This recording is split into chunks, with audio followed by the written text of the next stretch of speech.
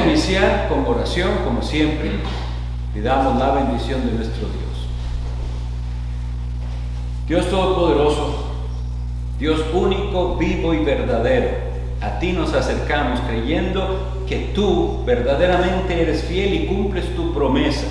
Y por eso invocamos el nombre de tu Hijo Jesucristo, creyendo que Él es el mediador perfecto y que el sacrificio que tu Hijo Jesucristo hizo es suficiente para el perdón de los pecados de todo aquel que se arrepiente y cree.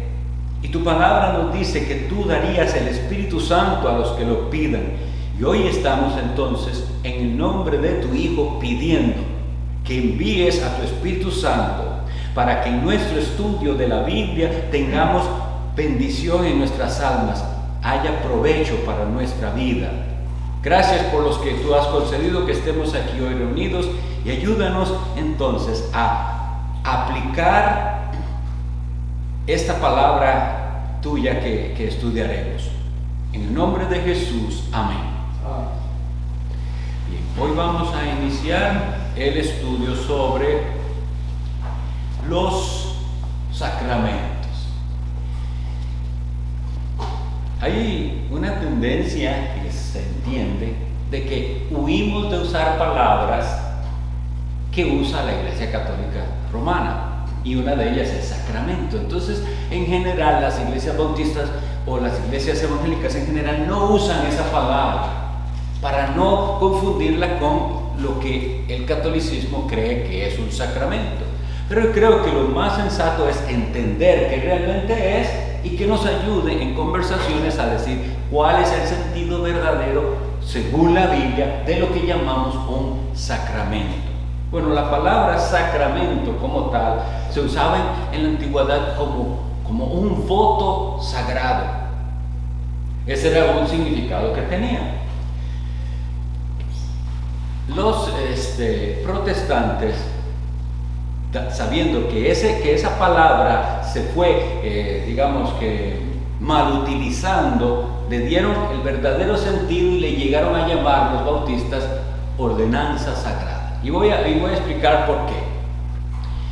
Porque en el catolicismo los sacramentos, lo que se llama los sacramentos, que para la Iglesia Católica Romana son 7 ritos, esos 7 sacramentos, funcionan de la siguiente manera. Y aquí les voy a pedir que presten atención porque es una frase en latín.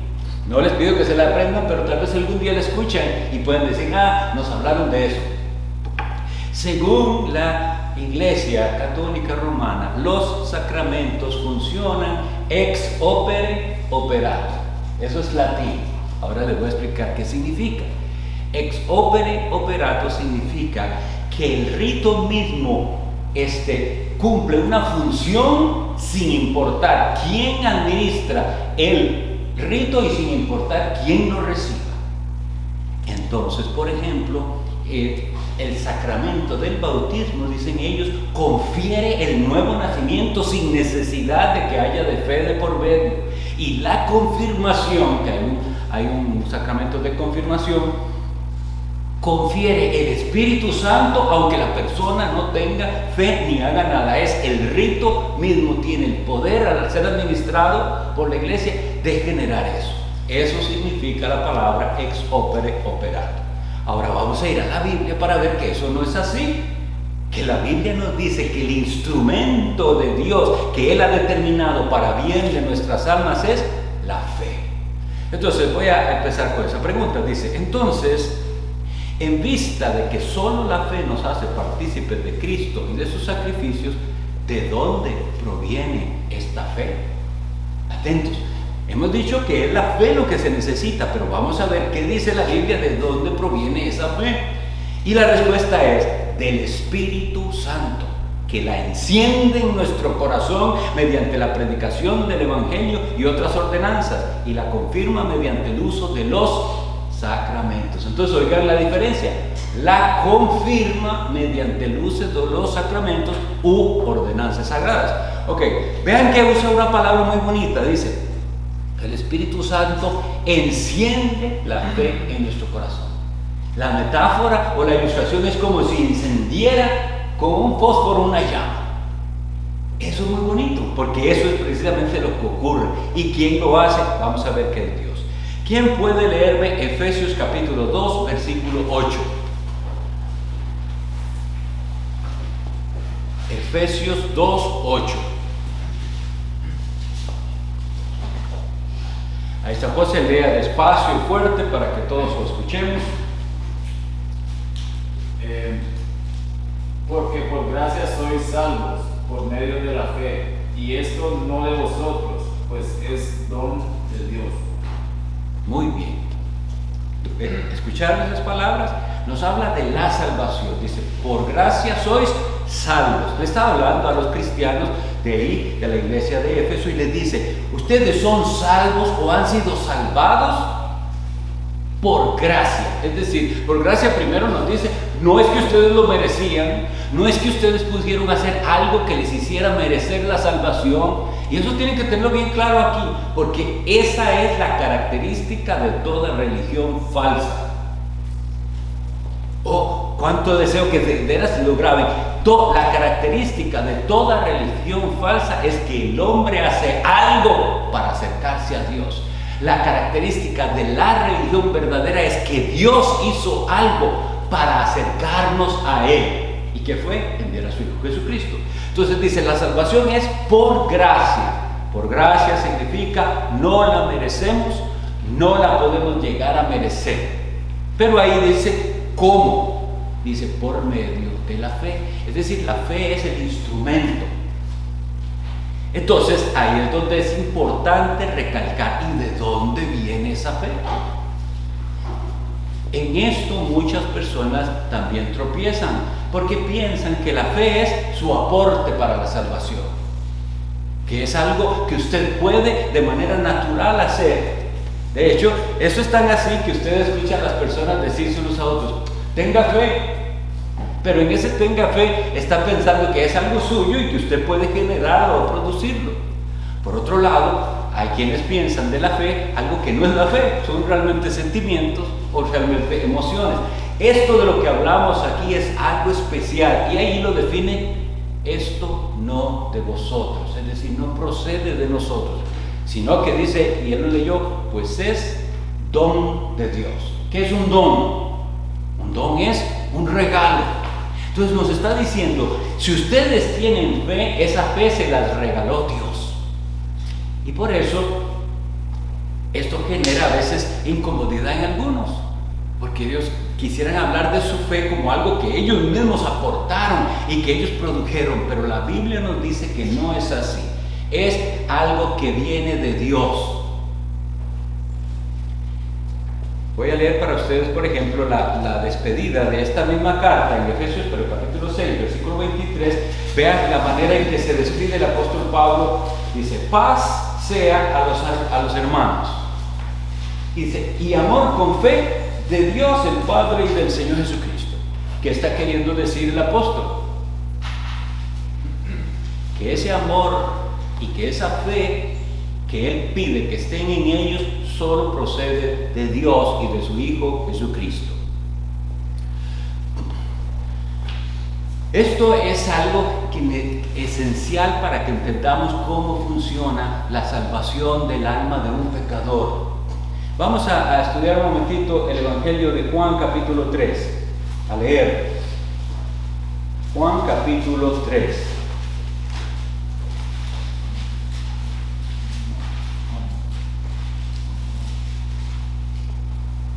Voy a leerlo para ustedes los primeros 5 versículos. Los primeros 6 voy a leer. Presten atención, por favor. Había un hombre de los fariseos que se llamaba Nicodemo, un principal entre los judíos. Este vino a Jesús de noche y le dijo, Rabí, sabemos que has venido de Dios como maestro, porque nadie puede hacer estas señales que tú haces si no está Dios con él. Respondió Jesús y le dijo, de cierto te digo, que el que no naciere de nuevo no puede ver el reino de Dios. Nicodemo le dijo, ¿cómo puede un hombre nacer siendo viejo? ¿Puede acaso puede entrar por segunda vez en el vientre de su madre y nacer? Respondió Jesús, de cierto te digo, el que no naciere de agua y del Espíritu no puede entrar en el reino de Dios. Lo que es nacido de la carne, carne es, y lo que es nacido del Espíritu, Espíritu es.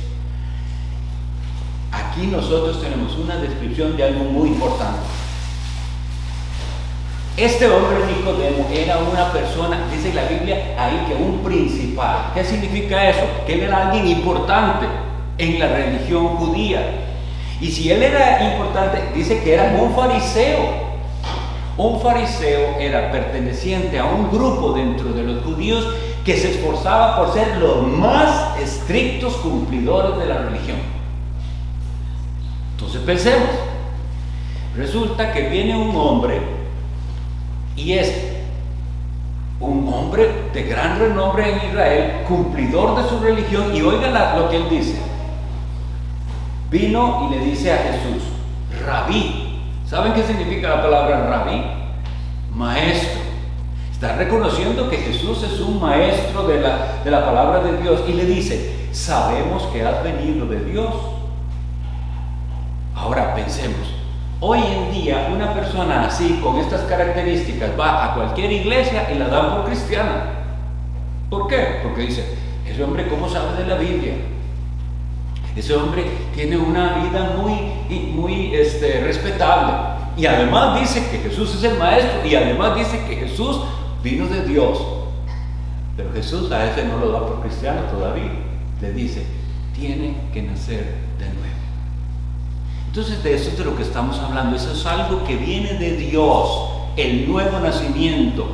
Esa nueva vida impartida en un corazón muerto. Por eso le dice Jesús, lo que es nacido de la carne, carne es. Es decir, le ha dicho a él, mire, usted nació, pero usted solo tiene una vida física. La vida espiritual suya comenzará cuando usted nazca espiritualmente. Y entonces tendrá fe, y entonces esa fe, que es don de Dios, será el instrumento de su salvación. Leamos Filipenses capítulo 1, versículo 29, el que me lo pueda leer, por favor.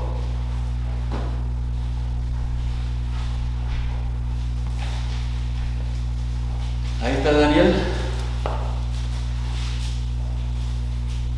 Porque a vosotros os es concedido a causa de Cristo, no solo que creáis en Él, sino también que padezcáis por Él. Bien. ¿Qué significa la palabra conceder? Porque ahí dice, os es concedido. ¿Qué es eso? Podríamos suplantarlo por esta otra, dar permiso. Porque ve, alguien dice, puedo hacer tal cosa, y se le responde, sí, se le concede hacerlo, ¿verdad? Eso es lo que significa. Si no se le concede, no puede hacerlo. Entonces, Dios concede de dos maneras, no solo dándole el permiso, sino dándole el poder de hacerlo. Vuelvo a repetir esa parte por si acaso no quieren. Vea, cuando usted dice, puedo hacer algo, ahí están incluidas dos cosas. Su permiso para hacerlo y su capacidad para hacerlo. Digamos que alguien aquí, que esta es una clase y alguien me dice, ¿puedo ir al baño? ¿Qué está diciendo cuando solicita ese puedo ir al baño? Está pidiendo permiso, no me está diciendo. Yo le podría responder, ve a ver si puede. ¿Me entienden? Hay dos cosas incluidas ahí. Una, el permiso de hacerlo, y el otro, la capacidad de hacerlo. Puedo. Ahora, en el caso de un paralítico, si yo le digo al paralítico, camine, le doy permiso de que camine. Por más permiso que yo le dé, no podrá caminar porque es un paralítico. Pero si es Jesucristo el que le dice, levántase y camine, ¿qué pasa ahí? Que Jesucristo no solo le está dando permiso, le está dando en su palabra la capacidad de hacer. ¿Eso por qué se los estoy diciendo? Porque aquí dice, os es concedido. Entonces de Dios viene esa capacidad y ese poder para creer en Él. como les digo, esto se vuelve algo difícil de aceptar para muchos. Porque la gente quiere pensar que ellos tienen el poder en sí mismos, de creer que eso es algo que ellos decidirán. Pero leamos una vez más la escritura que nos dice: a vosotros os es concedido por causa de Cristo, no solo que creáis en Él, sino que padezcáis por Él. Ahora lo complicamos un poquito más, porque entonces dice que los verdaderos cristianos son cristianos por el poder que Dios les dio de creer en Jesús, y que a esos mismos Dios les da el poder y la bendición, cuando lo entiendan bien, de padecer por Jesús. Esto no es algo fácil de entender, pero lo llegarán a entender. ¿A qué me refiero? A padecer por Jesús. Solo el que tiene verdadera fe está dispuesto no solo a creer en Jesús, sino a pasar por lo que sea por Jesús. Aquellos discípulos que una vez con miedo huyeron porque vinieron a capturar a Cristo, esos mismos discípulos un día estuvieron dispuestos a dar su vida. Ustedes han de saber que los 12 apóstoles, todos murieron dando su vida por Jesús. Unos martirizados de una manera, otros de otra. Unos muertos a espada, unos crucificados, unos arrastrados por caballos, unos apedreados, todos. Pero ¿quién les dio esa capacidad? Lo que estaba leyendo aquí: a vosotros os es concedido, no solo que creáis en Él, sino que padezcáis por Él. Creo que un versículo como este nos deja claro, miren, lo que nosotros hayamos logrado de avance en la vida cristiana, lo que usted hoy tenga que antes no tenía, solo puede decir esto: gracias a mi Dios, Él me lo dio. No es porque usted es muy inteligente, no es porque usted es muy sensible. Dos estaban sentados juntos escuchando el mismo evangelio, y uno de ellos cree y otro no. ¿Qué piensan que sucedió? En uno la gracia de Dios le concedió no solo creer en Jesús, sino ser capaz de darlo todo por Él.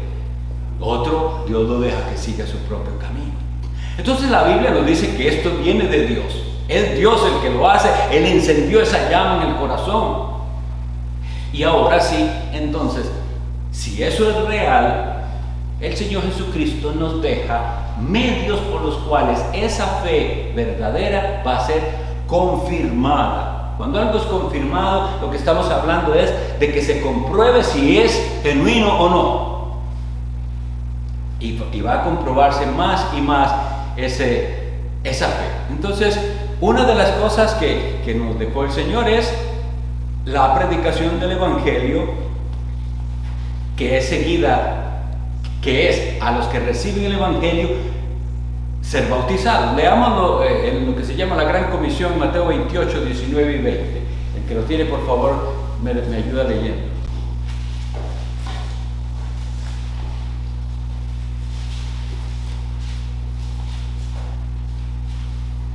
Mateo 28, 19 y 20. Ahí está Randall.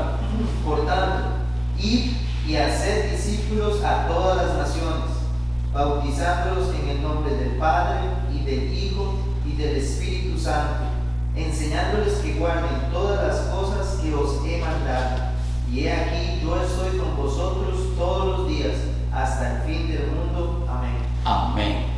Una de las cosas al leer algo así que deberíamos nosotros sentir gozo es esa promesa.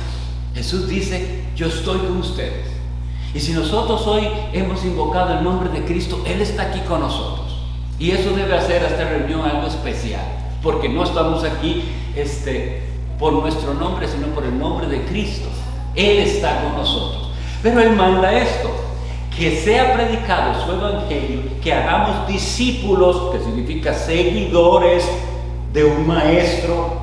Nosotros creemos que nadie más es nuestro maestro sino Jesucristo, Él, el Hijo de Dios, y seguimos sus pisadas. ¿Pero cómo?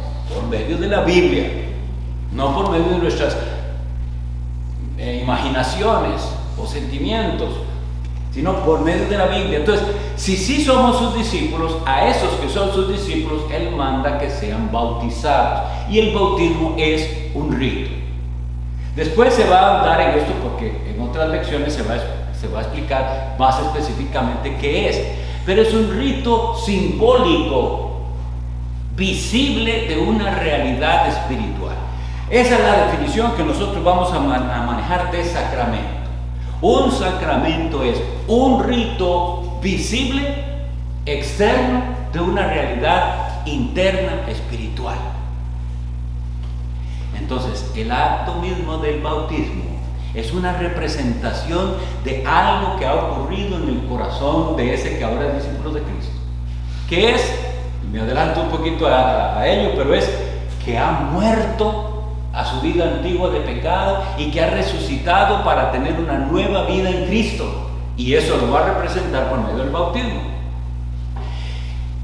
Todo lo que ocurre en el nuevo nacimiento, en la conversión, se representa en el sacramento del bautismo o en su ordenanza. Y la otra ordenanza, que también se verá más ampliamente luego, es la cena del Señor.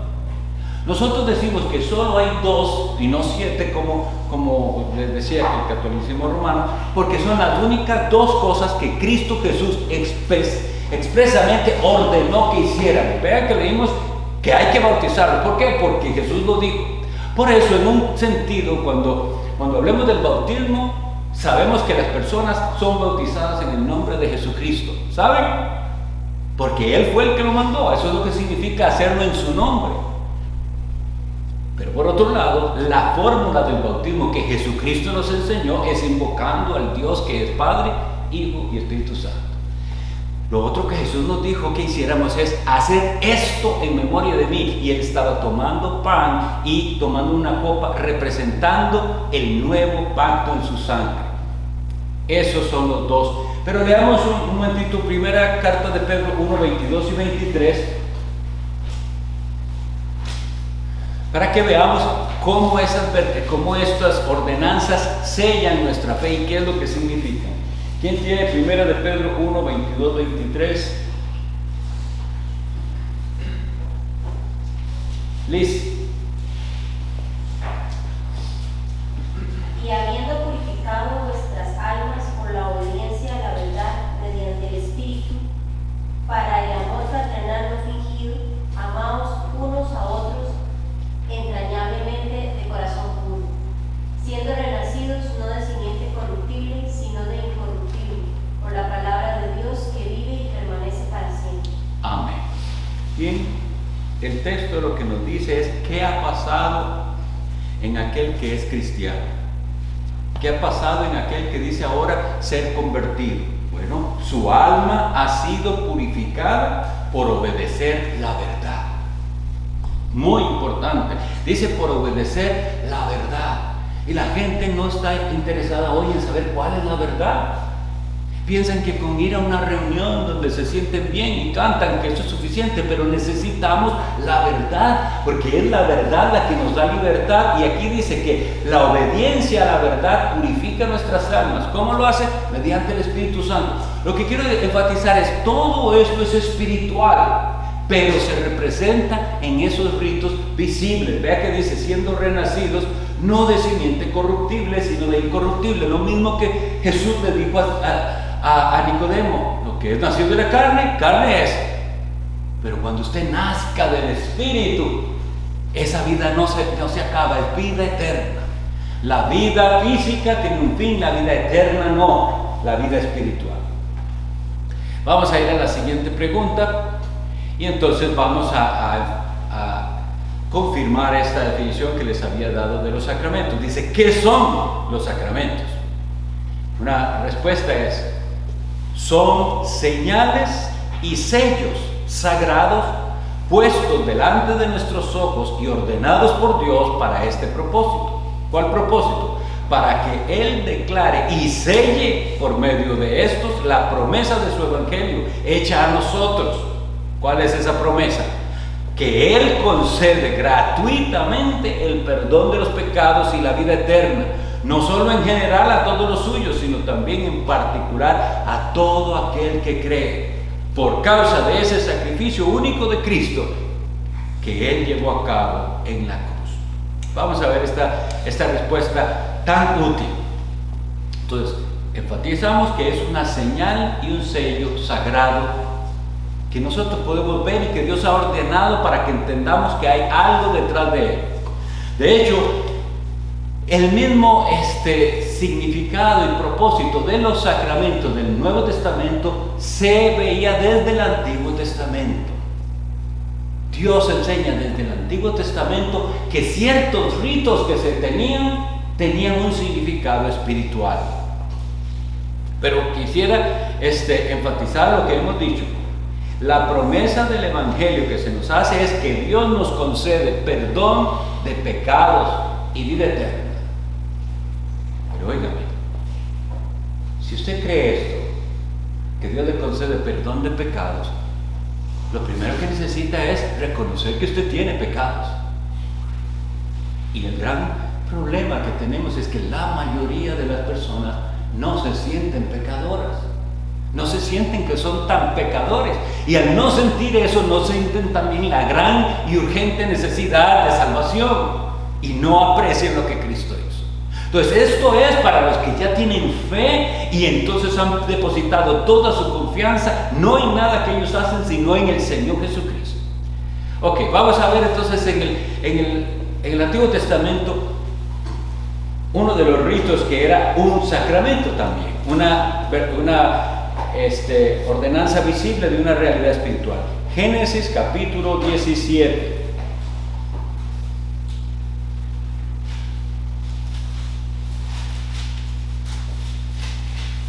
El versículo, vamos a ver, de donde leemos.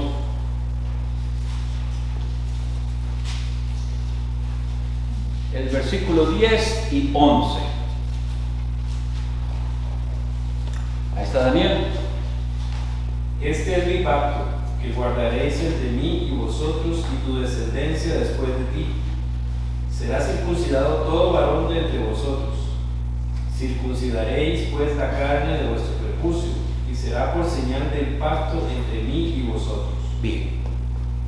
Eso que se llama la circuncisión, que es una pequeña cirugía, digamos, en los varones. Y aquí era para los varones nacidos en los descendientes de Abraham. Tenía un significado. Primero veamos el lenguaje. Dice, este es mi pacto.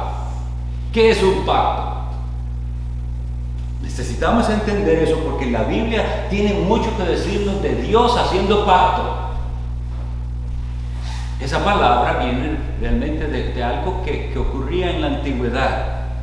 Y era cuando un rey conquistaba un nuevo territorio. Venía el rey nuevo con su ejército y venía al nuevo país y le ponía condiciones de paz y le decía, solo tiene dos opciones: o hace paz y se hace súbdito del rey, o es eliminado. Ahora, sí, entonces se le da en el pacto una serie de condiciones. Si usted cumple esto y esto y esto, hay bendiciones. Si usted las incumple, hay maldiciones. De la misma manera funciona el pacto de Dios. Dios entró en un pacto y entra en un pacto con Abraham. Lo que pasa es que entonces Él le da las condiciones y ahora, habiendo creído Abraham que esa promesa de Dios es fiel y cierta, la promesa de Dios es que Él iba a ser padre de multitudes y que de su descendencia Él iba a bendecir al mundo entero. Esa es la promesa hecha a Abraham. Pero hay una parte de esa promesa que era física y hay una parte que va más allá, espiritual.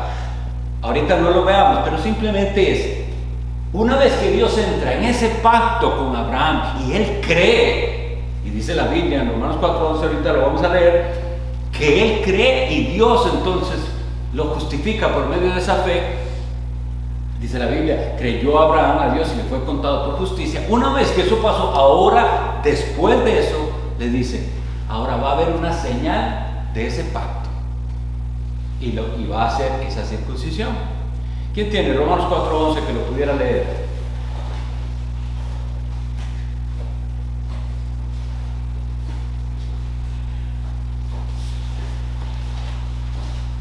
¿No quiere leer? ¿No? ¿Puede leer? Y recibió la circuncisión como señal, como sello de la justicia de la fe que tuvo, estando aún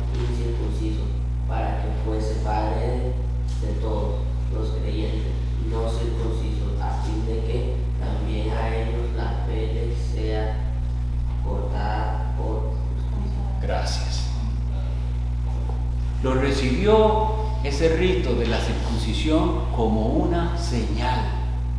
Así debemos ver entonces también nosotros los sacramentos. Los debe recibir como una señal de algo que ya ha ocurrido a nivel espiritual.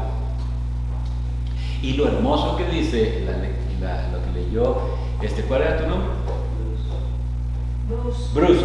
Es que Dios en su sabiduría hizo que ese rito lo fuera practicado después de que ya el pacto había sido hecho, para que Abraham fuera padre de la fe de todos los circuncidados, que son sus descendientes judíos, y los no circuncidados, que son todos los gentiles creyentes.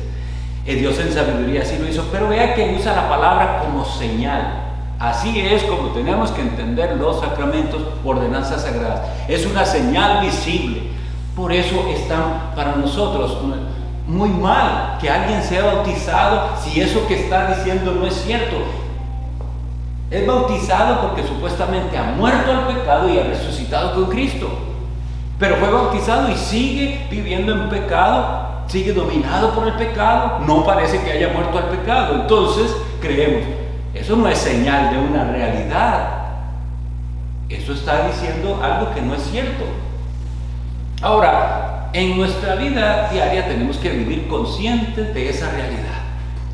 No siempre estamos dando un testimonio de esa realidad bendita de que hemos muerto al pecado y resucitados con Cristo, pero lo volvemos a recordar. Y podemos decir, un día yo di testimonio de que yo morí y resucité. Y tengo que vivir así. Y se arrepiente usted de su manera incorrecta en que está viviendo y sigue adelante. Vamos a leer Deuteronomio 36 para que veamos otras formas en las que Dios también habla de señales externas. Deuteronomio 36.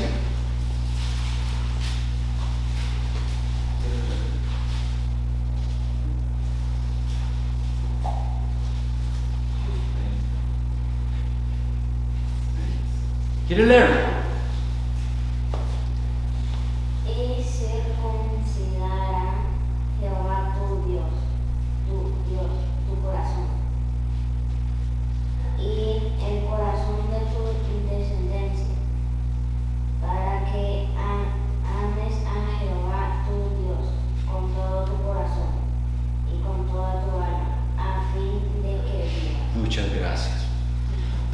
Vean que aquí, ahora, Dios nos está hablando de una cosa más allá de la simple circuncisión física que se hacía.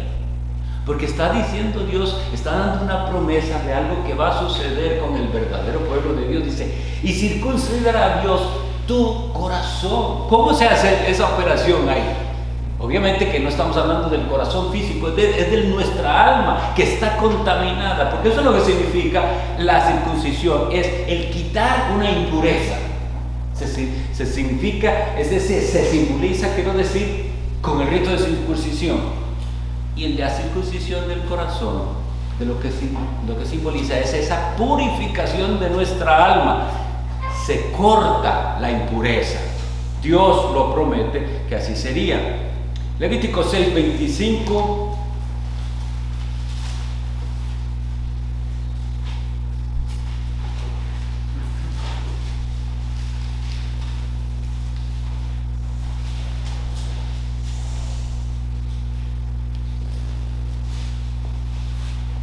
Nos habla de un rito muy importante en Israel. Lo voy a leer para ustedes. Dice, habla a Aarón y a sus hijos y diles, esta es la ley del sacrificio expiatorio en el lugar donde se degüella el holocausto. Será degollada la ofrenda por el pecado delante de Jehová. Es cosa santísima.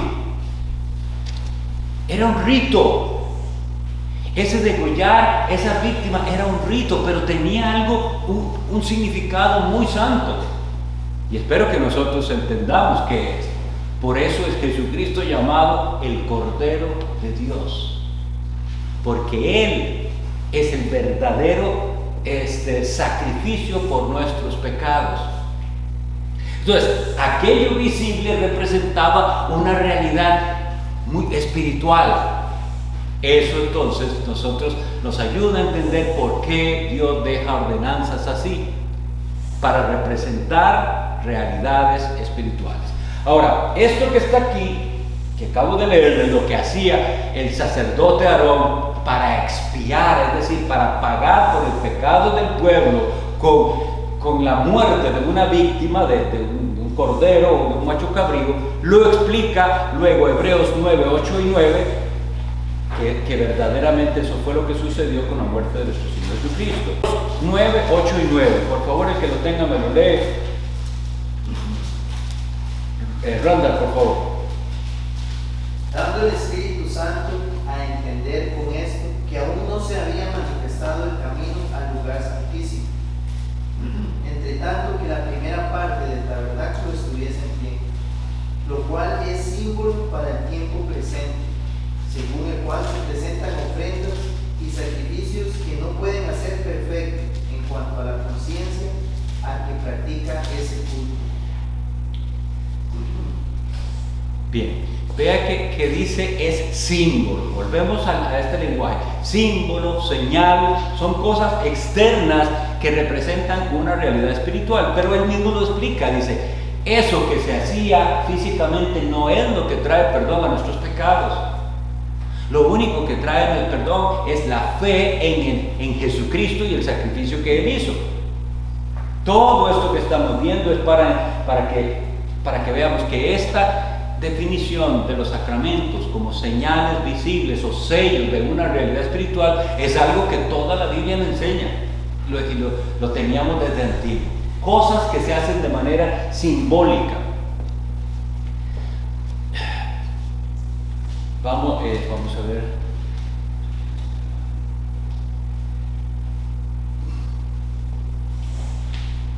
Otra cosa que voy a leerlo yo para ustedes, Ezequiel 20:12, que Dios usó como una señal visible en el pasado y usa en el presente también es esta, dice, y les di mis días de reposo para que fuesen por señal, otra vez esa palabra, entre mí y ellos, para que supiesen que yo soy Jehová, que los santifico. Entonces veamos lo que está diciendo el profeta Ezequiel. Él le dice, recordemos que antiguamente el día de reposo era el séptimo día, el sábado. Y dice, y ustedes al guardarlo están dando una señal de que ustedes son pueblo mío, que yo los he santificado. Y la palabra santificado significa los he apartado para mí. Lo mismo ocurre ahora con el día del Señor. El día que Cristo resucitó nos identifica y nosotros lo apartamos para adorarlo a Él. Y nos hace representar, nos hace darle un mensaje al mundo. Aquí está la señal. Nos reunimos en el día en el que nuestro Señor Jesucristo nos consumó la salvación porque resucitó. Una más que no la voy a leer porque quiero avanzar es Isaías 6:6. Después pueden leerlo. El profeta Isaías tiene una visión y ve a Jehová en su trono, algo maravilloso, y él es tan maravilloso que él piensa que va a caer muerto ahí, pero resulta que él, reconociendo, ay de mí, yo soy un pecador, uno de aquellos seres celestiales llamados serafines dice que toma un carbón encendido del altar y viene y toca sus labios y le dice, como esto ha tocado tus labios, tu pecado es quitado, tu culpa ha sido limpiada. Eso es un símbolo de una cosa interna. De eso es de lo que nosotros estamos hablando. Hay que ser entonces, sí, bien cuidadosos de lo siguiente. Todo esto tiene sentido si hay fe. Si no hay fe, esto es un rito que no tiene poder. Así fue como iniciamos, ¿verdad? Esto no funciona por el rito mismo. Alguien que no lo entienda puede ser que pida ser bautizado por eso, porque piensa que cuando se bautice, ese día va a ser salvo y ese día van a ser lavados sus pecados, pero no funciona así. Tienen que ya haber sido lavados sus pecados para que el rito tenga sentido y sea señal y sello de la realidad espiritual. La siguiente siguiente pregunta dice, entonces, tanto la palabra como los sacramentos tienen como fin guiar nuestra fe al sacrificio de Cristo consumado sobre la cruz como el único fundamento de nuestra salvación. La respuesta es, así es. Pues el Espíritu Santo nos enseña por el Evangelio y nos asegura por los sacramentos que la salvación de todos nosotros se sostiene con el único sacrificio de Cristo ofrecido por nosotros sobre la cruz. Veamos dos citas que confirman esto. Por favor, leamos Romanos 6:3.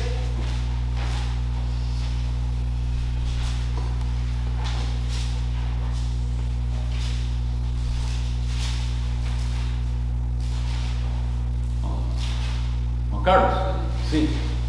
6:3. ¿O no sabéis que todos los que hemos sido bautizados en Cristo Jesús, hemos sido bautizados en su muerte? La frase que quisiera que pongamos atención es cómo usa la frase bautizados. Dice bautizados en Cristo Jesús. Pero una persona puede haber recibido el rito del bautismo y no haber sido bautizado en Cristo Jesús con verdadera fe en el Hijo de Dios. Eso puede suceder, lamentablemente. Y leo para ustedes uno similar que dice, Gálatas 3:27 dice, porque todos los que habéis sido bautizados en Cristo, de Cristo estáis revestidos. Esa es la parte que confirma. Usted es bautizado, y si es bautizado en Cristo, con verdadera fe en Cristo, ahora usted está revestido de Cristo. Es decir, que usted tiene ahora una ropa diferente. La ropa antigua era ropa de pecado y ahora se le da una ropa santa. Y debería estar muy contento de eso. Yo tenía una ropa vil, sucia, manchada. Esa es mi ropa, la mía. Y Cristo me la quita y me da una ropa limpia y nueva. Eso es estar revestidos de Cristo. Entonces ahí sí tiene este sentido el bautismo. Entonces, las ordenanzas sagradas que son la cena del bautismo y la cena del Señor, nosotros los llamamos también medios de gracia. Y con esto voy a terminar, es una breve reflexión. Los seres humanos, todos, solemos ser como fluctuantes a los extremos. Entonces a veces estamos en un extremo incorrecto y en lugar de buscar el balance nos vamos al otro extremo que también es incorrecto.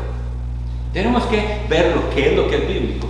Ahora les voy a explicar por qué digo esto. En la edad durante la Edad Media y el catolicismo romano medieval llegó a creer en el sacramento de esa manera tan supersticiosa que la hostia consagrada no era un símbolo del cuerpo de Cristo, era Cristo mismo, según ellos, una vez que el sacerdote hacía la consagración. Entonces, en ese acto, ellos levantan la hostia y ellos creen, de todo corazón lo creen, no es cierto, pero creen que al consagrarse esa hostia, eso es Cristo mismo. Y ellos por eso, a esa doctrina se le llamó la transubstanciación. Es decir, dice, usted ve pan, pero este es Cristo, porque una vez que ha sido consagrado, eso se convierte en Cristo. Eso no es cierto, es una superstición, no es cierto, eso es pan. Pero de ahí, entonces, en el campo evangélico se van al otro completamente extremo y dicen, no, esto es solo un símbolo, la cena es solo un símbolo, no, aquí no pasa nada más lo que hacemos es simbolizar que Cristo murió, comas el pan, tomes el... Y eso no es lo que la Sagrada Escritura nos manda a hacer. No es verlo ni supersticiosamente, pero tampoco menospreciar lo que eso significa y por qué fue ordenado. La Sagrada Escritura nos dice que Él da mayor gracia, dice el apóstol Santiago. ¿A quién Él da gracia? La Biblia dice a los humildes. Entonces, nosotros creemos, esa fue la posición de que eso es simplemente un rito simbólico y nada más fue la posición de uno de los teólogos de la Reforma que se llamó Ulrico Zwinglio en Suiza. Pero la posición que consideramos más bíblica es la posición que abrazó en su momento Juan Calvino, que dijo, son medios de gracia que Dios usa para conferir más de su gracia al que participa de ellos con fe. Lo primero que necesitamos entonces es fe verdadera en Jesucristo. Y si tenemos la fe verdadera en Jesucristo, estos sacramentos harán algo en nosotros.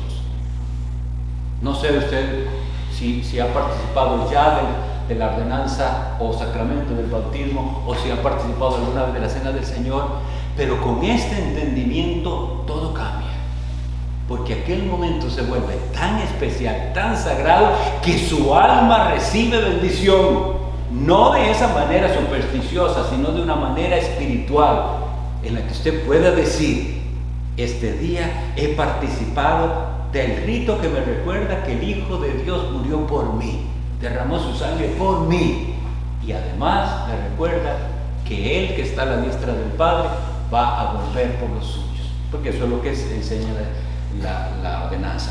Me adelanté un poquito a hablar de los sacramentos, porque realmente era solo por encima, pero vendrá el momento en que vamos a estudiar detalladamente el bautismo y detalladamente la cena del Señor. Vamos a hablar.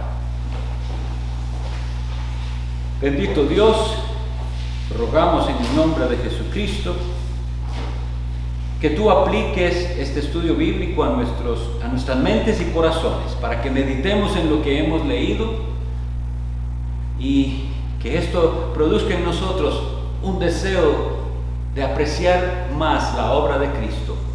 Y si hay alguien aquí que no tiene verdadera fe en el Salvador, que tu Espíritu Santo le convenza de que necesita clamar por salvación a Jesucristo. Llévanos con bien, Señor, y prospera nuestras intenciones que hemos expresado de traer más personas que vengan a escuchar tu palabra bendita, en la cual conocemos la verdad que nos hace libres.